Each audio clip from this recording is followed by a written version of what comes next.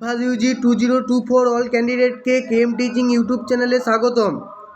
দেখো, তোমরা সবাই অলরেডি জেনে গেছো যে তোমাদের কিন্তু যে টাইম শিডিউল সেটা কিন্তু আবারও চেঞ্জ করলো ডাব্লিউবিজি বোর্ড। তো নতুন কি টাইম টেবিল আছে সেটা নিয়ে কথা বলবো। এছাড়াও বলবো আবারও কি চেঞ্জ হতে পারে সেটা নিয়েও কিন্তু কথাবার্তা হবে। তো পুরো ভিডিওটা তোমরা দেখতে থাকো।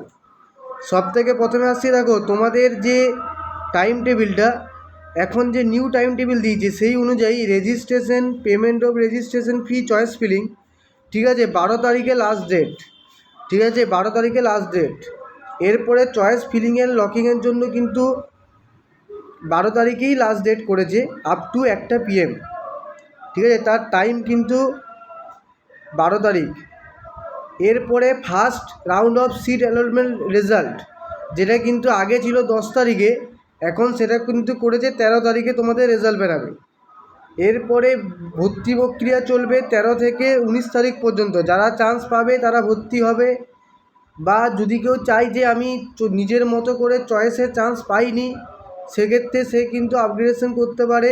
তবে সে যদি ফার্স্ট চয়েসে চান্স পায় তাহলে তাকে কিন্তু ভর্তি হতেই হবে, আদারওয়াইজ তার কিন্তু কোনো চান্স থাকছে না।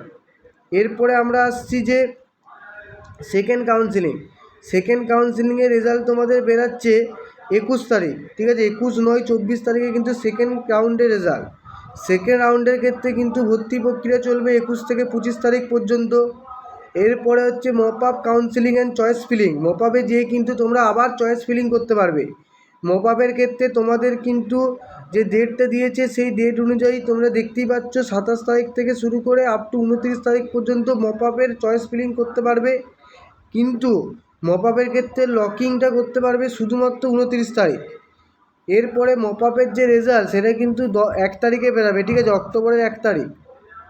এরপরে মপ আপের যে ভর্তি প্রক্রিয়া সেটা কিন্তু 1 থেকে 4 তারিখ পর্যন্ত চলবে।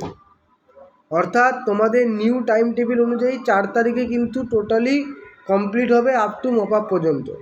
এরপরে মপ আপ কাউন্সিলিংয়ের পরে যদি দেখা যায় যে সিট ফাঁকা আছে, সেই ক্ষেত্রে কিন্তু স্পট কাউন্সিলিং হবে, সেটা পরবর্তীকালে নোটিশের মাধ্যমে জানিয়ে দেওয়া হবে। ওকে, এরপরে আসছে আবার কি টাইম টেবিল চেঞ্জ হতে পারে। দেখো, আমার ব্যক্তিগতভাবে মনে হয় যে আর কিন্তু টাইম টেবিল চেঞ্জ হবে না।